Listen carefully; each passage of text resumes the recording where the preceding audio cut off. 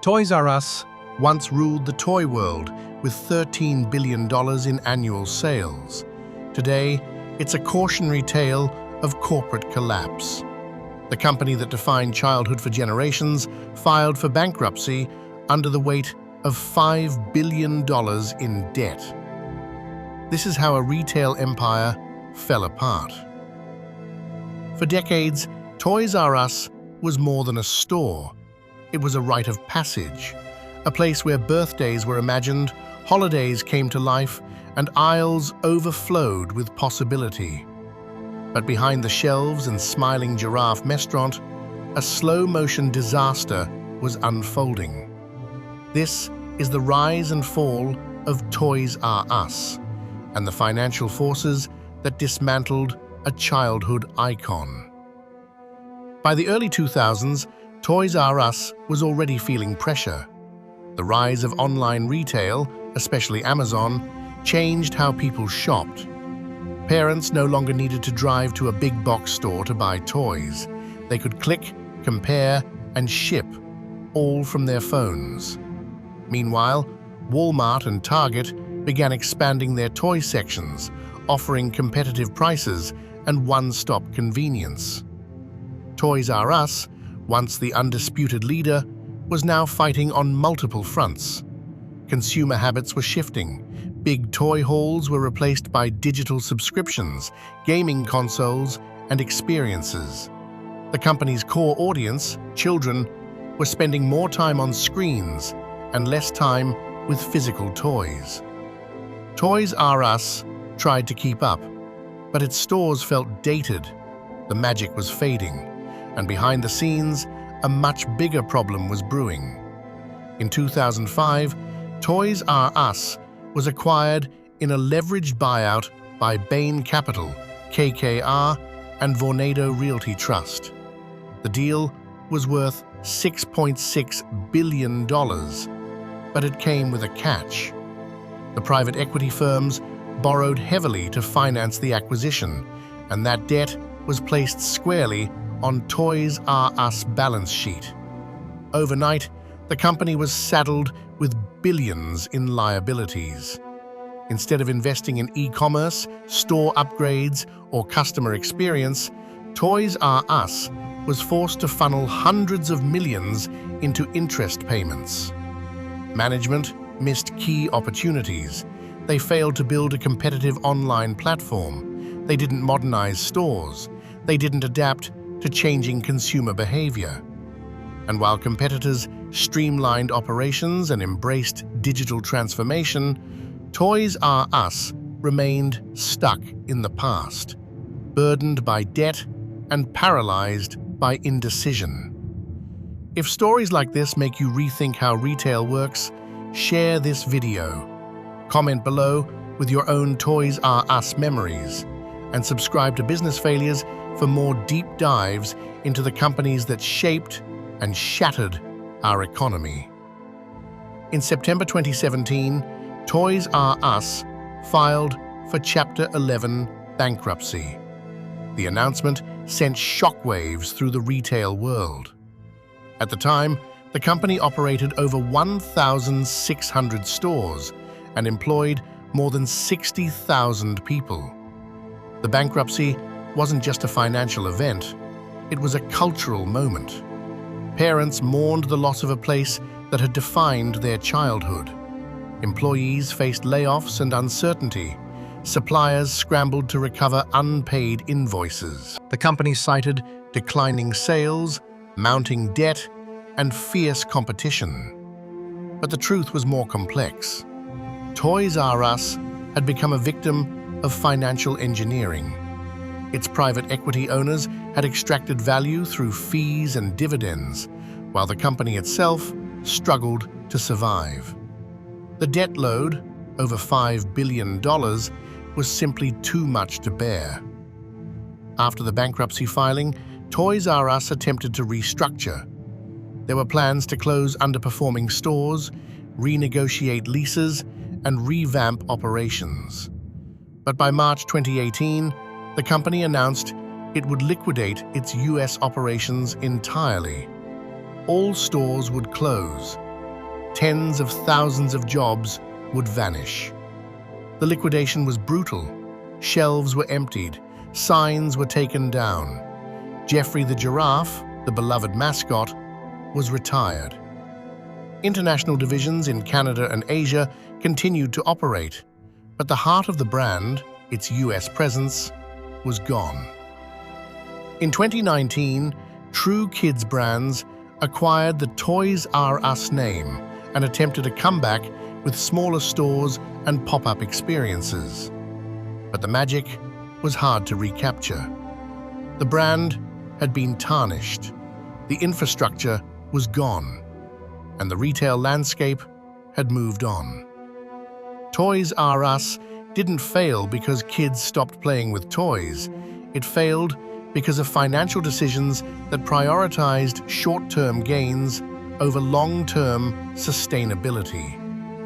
The leveraged buyout model, where private equity firms use borrowed money to acquire companies, can be devastating when the debt burden becomes unmanageable. Toys R Us spent over $400 million annually on interest payments. That's money that could have gone toward innovation, marketing, and modernization. The company also failed to adapt. It didn't build a strong e-commerce platform. It didn't create omni-channel experiences. It didn't invest in data-driven retail strategies. And while competitors evolved, Toys R Us remained static until it was too late. The collapse of Toys R Us is a warning to other legacy brands. Nostalgia isn't enough. Debt is dangerous. And adaptation is essential. The bankruptcy wasn't just a business failure, it was a human one. Over 30,000 employees lost their jobs. Many received no severance. Some had worked at Toys R Us for decades. Communities lost gathering places. Malls lost anchor tenants. Local economies felt the ripple effects. And for millions of families, the closure felt personal. Toys R Us wasn't just a store, it was part of growing up. The emotional impact was real. Parents who had once taken their children to the store now explained why it was gone. The collapse left behind empty buildings, broken promises, and a sense of loss that numbers alone can't capture. In recent years, there have been attempts to revive the brand. True Kids Brands launched new stores in partnership with Macy's. These locations are smaller, more interactive, and focused on experience. But the retail landscape has changed. Consumers expect seamless online and offshore integration. They want personalization, speed, and value. Toys R Us still holds nostalgic power, but nostalgia alone won't rebuild a business. The brand's future depends on whether it can evolve, innovate, and reconnect with a new generation of shoppers. Whether it succeeds or fades again remains to be seen. The leveraged buyout of Toys R Us in 2005 was hailed as a bold move. Bain Capital, KKR, and Vornado Realty Trust promised to revitalize the brand. But the mechanics of the deal reveal why it was doomed from the start. Private equity firms typically use borrowed money to acquire companies. The debt is then transferred to the company itself, not the investors. Toys R Us suddenly owed billions it hadn't borrowed. This debt meant that every year, hundreds of millions of dollars were siphoned away from operations to pay interest. Imagine trying to modernize stores, build an e-commerce platform, and compete with Amazon, while simultaneously writing checks to creditors that drained your cash flow. The buyout didn't just burden Toys R Us with debt, it stripped it of flexibility. Every strategic decision was constrained by financial obligations. And while Bain, KKR, and Vornado collected fees and dividends, Toys R Us was left gasping for air. While Toys R Us struggled under debt, competitors evolved. Walmart leveraged its massive supply chain to offer toys at lower prices. Target invested in store design and customer experience, making toy shopping part of a broader lifestyle appeal. Amazon, meanwhile, revolutionized convenience. Parents could order toys online and have them delivered in 2 days, or even the same day. Amazon also used data to recommend products, personalize shopping, and capture loyalty. Toys R Us attempted a partnership with Amazon in 2000, but it was poorly executed. The company relied too heavily on Amazon's platform instead of building its own. When the partnership ended, Toys R Us was left behind in the digital race. Competitors weren't just selling toys, they were selling convenience, price, and personalization. Toys R Us was selling nostalgia, and nostalgia couldn't compete with efficiency. The collapse of Toys R Us wasn't just a business story, it was cultural. For decades, the store was a symbol of childhood. Commercials with Geoffrey the Giraffe promised endless aisles of wonder. Birthdays, holidays, and family outings often included trips to Toys R Us. The store wasn't just retail, it was ritual. When the bankruptcy hit, parents mourned. Social media filled with stories of childhood memories, of kids running through aisles, of parents surprising children with toys they had saved up to buy. The closure felt like the end of an era. It wasn't just about losing a store, it was about losing a piece of collective memory.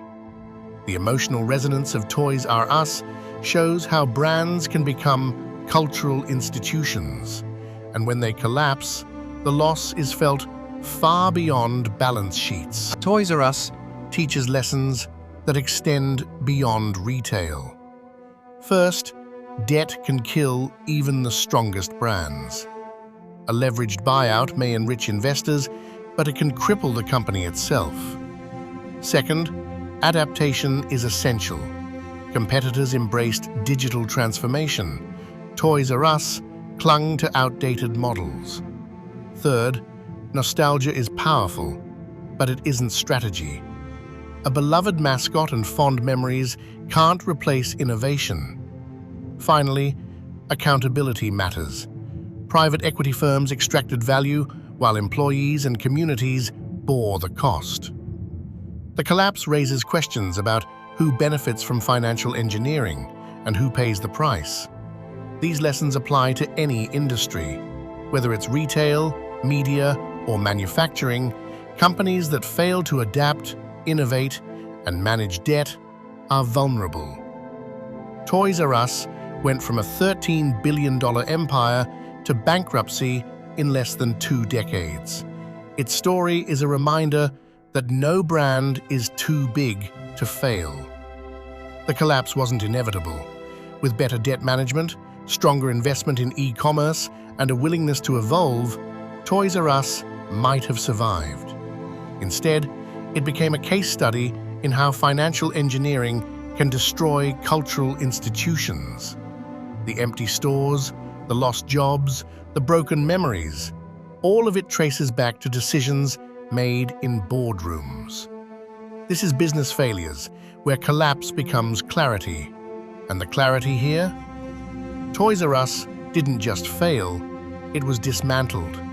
And the lessons it leaves behind are warnings for every company that thinks nostalgia can protect them from change. Share your Toys R Us memories in the comments. Did you grow up wandering those aisles? Like, subscribe, and join us for the next episode, where we explore retail trends reshaping the future of shopping.